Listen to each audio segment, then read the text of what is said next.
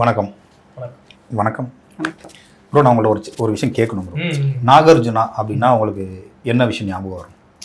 அவர் வந்து அமலா மேடம் கல்யாணம் பண்ணாரு, ஞாபகம் வரும். அண்ட் அவருக்கு வந்து 2 பசங்க இருக்காங்க. அமலா மேடமுக்கு தனியா ஒரு பையன் இருக்காரு. அதுக்கு இல்லாம முன்னாடி ஒய்ஃப் கூட அவர் நம்ம நாக சைத்தன்யா இருக்காரு, சமந்தாவோட மாமனாரு. ஓகே, சோபிதாவோட மாமனார் வந்து அவங்க பர்சனல் அதெல்லாம் விடுங்க. நான் பொதுவா ஒரு விஷயத்தை கேட்டேன். சரி விடுங்க. எனக்கு வந்து சந்திரனை தொட்டது யார் அந்த பாட்டு ஞாபகம் வந்துட்டாங்க. ரட்சகன். ஓகேவா, ரட்சகன் தான் ஞாபகம் வரும். அந்த ஹேர் ஸ்டைல இப்போ கூட கூலி படத்துல அதே மாதிரி ஒரு ஹேர் ஸ்டைல அதே ஒரு லுக்ல வந்துருந்தாரு. அப்படிதான் நம்ம பார்த்தோம். ரட்சகன் படத்தோட டைரக்டர் பிக் பாஸ்ல லவ் பண்ணிட்டு இருக்காருன்னா அதெல்லாம் பேச வரல. இப்போ நாகார்ஜுனா ஓகேவா, அவரோட 100வது படம். ஸோ அதோட பத்தின ஒரு அப்டேட் தான் வருது. நாகார்ஜுனா அவரோட 100வது படத்துல தபு வந்து ஹீரோயினா பண்றாங்க. பேர் அவங்க தான் பேர்னு நினைக்கிறேன், அவங்க தான் பண்றாங்க. கண்டிப்பா. ஸோ அந்த ஏஜுக்கு தகுந்த மாதிரியான ஒரு பேர் வந்து செட் ஆகிருக்கு.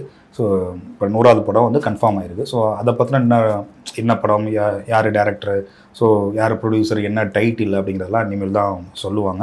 ஆனால் 100வது படம் வந்து இவங்க 2 பேரும் நடிக்கிறாங்க அப்படிங்கிற ஒரு விஷயம் மட்டும் கன்ஃபார்ம் ஆயிருக்கு. நான் அடுத்த ஒரு தெலுங்கு சினிமா வந்து நியூஸ் சொல்றேன். என்னன்னா, ராஜமௌழி அவர்கள் அடுத்த ஒரு படம் பண்ண போறாரு. படத்தோட ஷூட்டிங் போயிட்டு இருக்கு. யார் ஹீரோனா மகேஷ் பாபு தான் ஹீரோ, பிரியங்கா சோப்ரா தான் ஹீரோயின். இந்த கதையை சொல்லும் போது ஃபர்ஸ்ட் ஆஃப் ஆல் என்ன சொல்லிட்டு இருந்தாங்கன்னா, ஹனுமானோட கேரக்டரை வச்சுதான் ராஜமௌழி இந்த படத்துல ஹீரோவான மகேஷ் பாபு அவருடைய கேரக்டர் பண்ணியிருக்காரு. RRRக்கு அப்புறமா இந்த படம் வரதுனால ஒரு பெரிய எக்ஸ்பெக்டேஷன் இருக்கு. இந்த படத்தோட ஷூட்டிங் இப்போ வரைக்கும் நடந்துகிட்டு இருக்கு. இது ஒரு பெரிய VFX இருக்கு. நவம்பர் மாசம் இந்த படத்துல வந்து ஒரு கிளிம்ஸ் ரிலீஸ் பண்ண போறாங்களாம். நவம்பர் மாதம். ஆமா, சூப்பர். அண்ட் இந்த படத்துக்கு வந்து ஒர்க்கிங் டைட்டில் ஜென் அப்படின்ற மாதிரி வச்சிருக்காங்க. பட் அஃபீஷியலா என்ன வரப்போகுதுன்னா வாரணாசி அப்படின்றதான் இந்த படத்தோடைய அஃபீஷியல் டைட்டிலா இருக்க போகுதுன்ற சொல்றாங்க. ஒரு அது இன்னும் கன்ஃபார்ம் ஆகல. ஆமா, அது இன்னும் கன்ஃபார்ம் ஆகல. ஒரு பெரிய எக்ஸ்பெக்டேஷன் ராஜமௌழி படங்களுக்கு தொடர்ந்து இருந்துட்டு. ஏன்னா அவரு தான் Tamil cinema, overall Indian cinema, south Indian cinema, north India வரைக்கும் கொண்டு போய் ஒரு பெரிய இடத்துல ரீச் பண்ண ஒரு ஆளு. அவருக்கு அப்புறமா தான் எல்லாருமே இந்த 1000 கோடி ரூபாய் பாக்ஸ் ஆஃபீஸ் படமே பண்ண ஆரம்பிச்சாங்க. அப்படிப்பட்ட ஒரு நபர் அடுத்த ஒரு படம் பண்ணாருன்னா எக்ஸ்பெக்டேஷன் இல்லாமையா இருக்கும். கண்டிப்பா. அந்த படமாலே அவர் பண்ண படங்கள், அவர் பண்ண அந்த ரெக்கார்ட் இருக்குல்ல, அதை டார்கெட்டா வச்சு தான் நிறைய பேர் படங்கள் பண்ணிட்டு இருக்காங்க. ஸோ கண்டிப்பா இவரோட படத்துக்கு நிறைய எக்ஸ்பெக்டேஷன் இருக்கதான் செய்யும். அடுத்து நான் சொல்ற அப்டேட் வந்து இதயம் முரளி அப்படின்னு சொன்னாலே நம்ம ஆட்டோமேட்டிக்கா நம்ம எங்க முரளி சாரை தான் யோசிப்போம். ஆனா முரளி சார் படம் கிடையாது.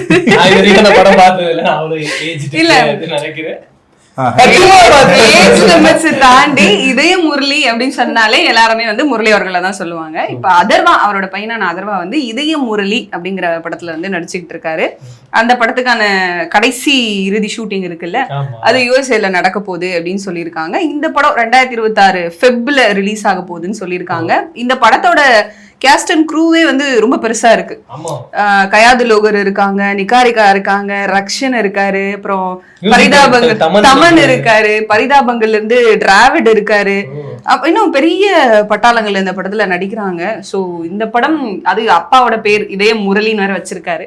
ஒருவேளை எல்லாரும் பழைய பாட்டெல்லாம் எடுத்துட்டு வந்து இதுல யூஸ் பண்ணுவாங்கல்ல, அந்த மாதிரி இவரும் இதயமே ஒரு பாட்டை போட்டுருவாரோ. லவ் ஃபெயிலியர் மூவியோ அப்படின்னா அதுக்கு எடுத்துக்காட்டா சொல்றது பாத்தீங்கன்னா, நீ என்ன பெரிய இதயம் முரளியா அப்படின்னு கேட்பாங்க. சோ அந்த டைட்டிலே வச்சு அவரோட பையனே பண்ண போறாரு. இதுல ஒருவேளை அந்த பாட்டை யூஸ் பண்றதுக்கான சான்சஸ் கூட இருக்கு. சோ அது ஃபுல்லா இது பண்ணும்போது தான் தெரியும். இந்த படத்தோட ஸ்பெஷல் என்னன்னா, ப்ரொடியூசர் தான் டைரக்டர்.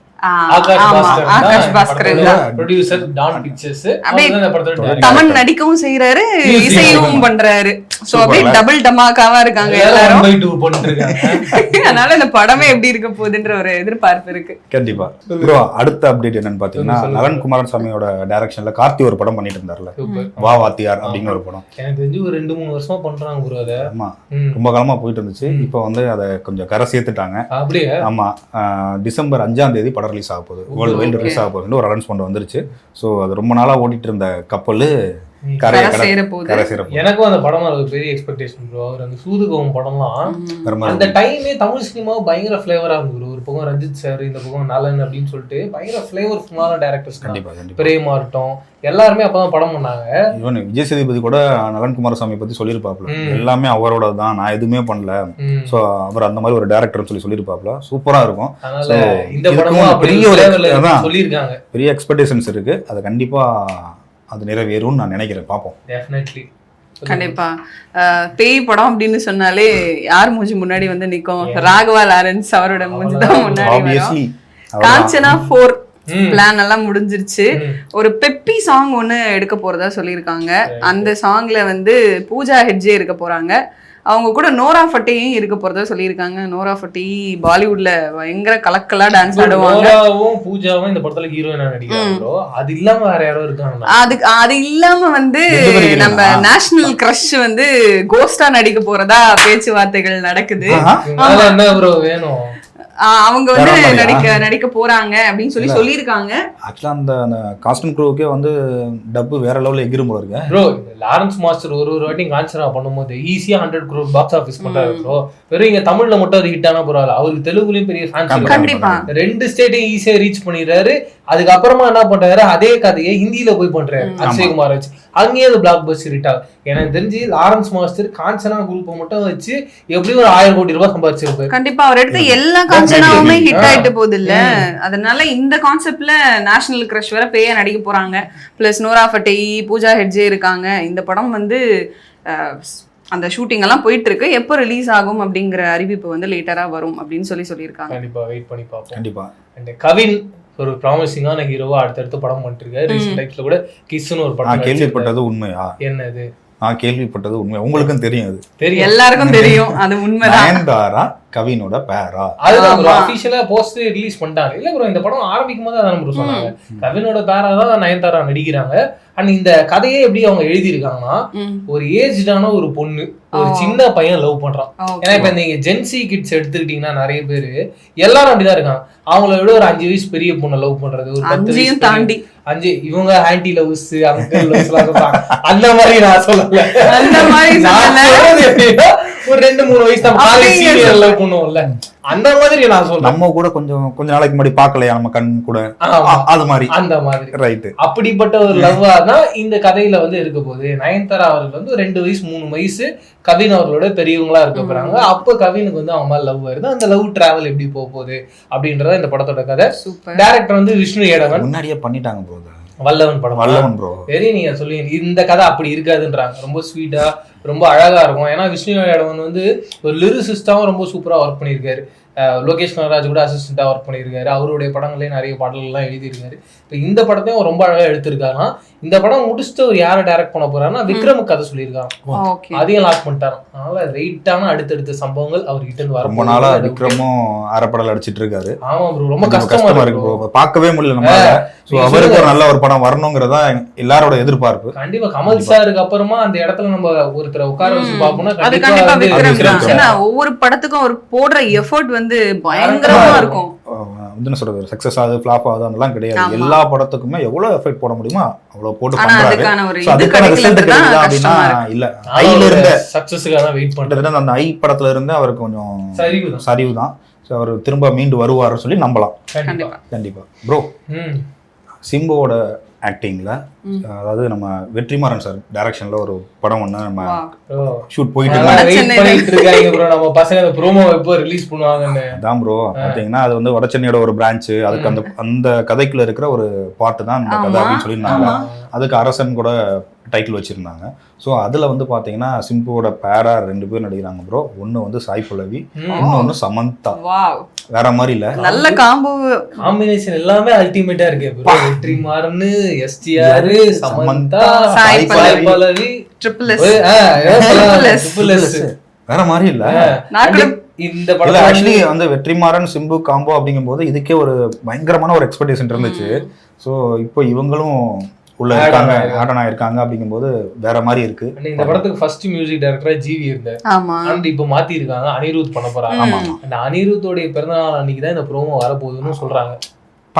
இந்த மாசம் பெரிய எக்ஸ்பெக்டேஷன் இருக்கு. கண்டிப்பா மாசாதான் இருக்கும் நினைக்கிறேன். நான் கூட கியூட்டா சிம்பு வந்து நாய்க்குட்டிக்கு பிஸ்கட் விட்டு வச்சதெல்லாம் பார்த்துட்டு ஆஹா அழகா இருக்கு அப்படின்னு யோசிச்சுட்டு இருந்தேன். கண்டிப்பா அப்டேட் வந்தா சூப்பரா இருக்கும். நல்ல ஒரு அப்டேட் தான் அது. கண்டிப்பா அது எல்லாருமே எதிர்பார்க்குற ஒரு விஷயம்.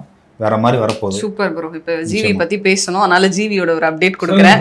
மென்டல் மனதில் செல்வராகவனும் ஜிவியும் இணைஞ்சாலே இது ஒரு பயங்கரமான ஹிட் அப்படின்னு சொல்லுவாங்க. 1000 எடுத்தாங்க, அதுக்கப்புறம் இன்னொரு படம் ஒண்ணு எடுத்தாங்க, மயக்கம் என்ன. இந்த 2 படத்துக்கு அப்புறம் இவங்க கூட்டணி மென்டல் மனதில்ல சேரப்போகுது. இந்த படத்துக்கு வந்து மியூசிக்கும் ஜிவி தான், ஹீரோவும் ஜிவி தான், ப்ரொடியூசரும் ஜிவி தான். ஸோ டைரக்டர் அவர் கிடையாது, செல்வராகவன். என்ன ப்ரோ இப்படி 3 ரோல் ப்ளே பண்றாரு. ஒரு ஆக்டர் ஆயிட்டாரு. சோ ஒரு ஆக்டரா அதுல நடிக்க போறாருன்னு நினைச்சேன். மேபி இருக்கலாம், தெரியல. அதுக்கான அப்டேட் இன்னும் வெளியே வரல. இந்த படத்துல யார் ஹீரோயின் என்ன அப்படின்னு சொல்லிட்டு இன்னும் அப்டேட் வரல. ஷூட் வந்து போயிட்டு இருக்கு. ஸோ இனிமேதான் அதுக்கான அப்டேட்ஸ் எல்லாம் வரும். எனக்கு தெரிஞ்சு இவங்க 2 பேரும் சேர்ந்து பண்ற 3வது படம் இந்த படம். அந்த 2 படம் போலவே இந்த படமும் ஹிட் ஆகுமா, அந்த ஸ்டோரி ஒர்க் அவுட் ஆகுமா அப்படிங்கிறது ட்ரைலர் பார்த்தாவோ இல்ல படம் ரிலீஸ் ஆனாவோ தான் தெரியும். இப்ப நீங்க சொன்ன அப்டேட்லாம் வந்து சினிமா ரசிகர்கள் கொண்டாடுவாங்க. நான் சொல்ல போற அப்டேட் தமிழகமே கொண்டாடும். வாவ், அப்படின்னு அப்டேட், ஒரு அப்டேட். இதுக்கு முன்னாடி வந்து சொல்லுங்க, ஒரு பேர் கண்டுபிடிச்சிட்டேன். இதுக்கு முன்னாடி ஒரு பேர் வந்து வருது. ஓகே, ஏன்னா ரெட் ஜெயின் மூவிஸ்ல இது வரைக்கும் உதயநிதி ஸ்டாலின் பிரசன்ஸ் அப்படின்னு தான் வரும். அது இட்லி கடையில இருந்து எப்படி வந்துச்சுன்னா இன்பன் பிரசன்ஸ் அப்படின்ற உதயநிதி பிரசன்ஸ். அப்ப இன்பநிதி கிடையாதா? இன்பநிதி கிடையாது, இன்பன் தான். ஓகே. அண்ட் இப்போ இன்பனை வந்து ஒரு ப்ரொடியூசரா பார்த்தாச்சு. அடுத்து அவர் எடுக்க போற அவதாரம் ஆக்டரா. அதுக்குதான் ப்ரோ நான் வந்து ரீல்ல எல்லாம் பார்த்தேன் ப்ரோ. அவரு அழுது ஆக்டிங் கோர்ஸ்லாம் பண்ணிட்டு இருக்காரு. ரொம்ப சீரியஸா நடிக்கணும்னு சொல்லி இறங்கி இருக்காரு. என்ன எக்ஸ்ட்ராவான விஷயம் பார்த்தீங்கன்னா, மாரி செல்வராஜ் டைரக்ஷன்ல இன்பன் அவருடைய முதல் படத்தை பண்ண போறாரு. இந்த படத்தோட மியூசிக்கும் ஏஆர் ரஹ்மான் தான் பண்ண போறாரு. என்ட்ரியே அமர்க்கலமா வர போறாரு. இதுக்கு முன்னாடி உதயநிதி, ஆமா, இது மாமன்னன் அந்த திரைப்படத்துல அதே காம்பினேஷன் தான். மாரி செல்வராஜ், ஏஆர் ரஹ்மான் மியூசிக், நம்ம உதயனா நடிச்சிருந்தாரு. இந்த படமும் மிக முக்கியமான அரசியலை பேச போகுது இந்த படம். ஆமா, ஒரு பயங்கர பிளாஸ்டா இருக்கு போது. ஏன் ப்ரோ, அவங்க குடும்பமே அரசியல் குடும்பம், அவங்க அரசியல் பேசுறதுல என்ன இது இருக்க போகுது? இவரு உதயநிதி நடிச்சாரு, ஓகே ஓகேன்னு. அதுல ஏதாவது அரசியல் இருந்துச்சு? ஒரு மாதிரி இருக்கும். உங்களுக்கு பிரியாணி பிடிக்கும், அதே எல்லாமே பிடிக்கும்னு அவசியம் கிடையாதுல்ல. ஆனா அவங்க பையனுக்கு என்ன பிடிச்சிருக்காரோ அவர் அதுக்கேத்த மாதிரி இறங்குறாரு. ஆனா மாரி செல்வராஜ் கடைசியில எல்லாருமே எங்க வராங்க? பாலிடிக்ஸ் தானே வராங்க. அதுதானே நீங்க அப்ப இவரும் பாலிடிக்ஸ் சொல்றீங்க. வருவா வந்துட்டாருன்றாங்க, நீங்க வருவாருன்றீங்க. ஆமா, வந்துட்டாரு. ஏன்னா எல்லா ஈவென்ட் அவர் அட்டெண்ட் பண்றாரு. ஓகே, இதுக்கு சினிமா அப்டேட் மாதிரி தெரியல. மாரி செல்வராஜ் வந்து அவரோட படத்துல கேஸ்ட் அண்ட் க்ரூ வந்து அந்த கதைக்கு ஏத்த மாதிரி ரொம்ப ஹார்ட் ஒர்க் போட்டு வேலை வாங்குவாரு அப்படின்னு சொல்றாங்க. இப்ப இன்பநிதிக்கும் அதே நிலைமைதான். யாரா இருந்தாலும் அதானே ப்ரோ. உதயனா நடிக்கும் போது அப்படிதான் பல நாட்கள் அவரே சொல்லியிருக்காரு. அப்படியே நம்ம கார் எடுத்துட்டு ஊருக்கு கிளம்பிடலாமான்னு நான் யோசிச்சிருக்கேன் அப்படின்னு. சோ அந்த மாதிரி ஏதாவது சம்பவங்கள் நடக்கிறதுக்கான வாய்ப்புகளோட இருக்குன்னு நினைக்கிறேன். இப்படி ஒரு எஃபர்ட் போடாத ஒரு அவுட்புட் இப்படி பயங்கரமா வருது. இப்ப மாமன்னன் படத்தை பொறுத்த வரைக்கும் இப்போ வரைக்கும் எல்லாருமே அப்படி செலிப்ரேட் பண்றாங்க. அந்த இடத்துல கண்டிப்பா இன்பன் ப்ரோவும் வரணும் தானே ஆசைப்படுவாரு. அப்படி ஒரு எஃபர்ட் இருக்கிறதுனால இப்பயே ஒரு ஆக்டிங் கோர்ஸ் எல்லாம் போறேன். அதனால கண்டிப்பா இந்த படமும் ஒரு பயங்கரமான வெற்றிகரமான ஒரு படமா. முதல் படமே மிகப்பெரிய ஒரு பிளாக் பஸ்டர்ன்றீங்களா? 50 crores கம்மியா 100 crores அதிகமா. Super super waiting. இதே மாதிரி வேற ஒரு பயங்கரமான சினிமா அப்டேட்ல சந்திக்கிறோம். அது வரைக்கும் நன்றி, வணக்கம்.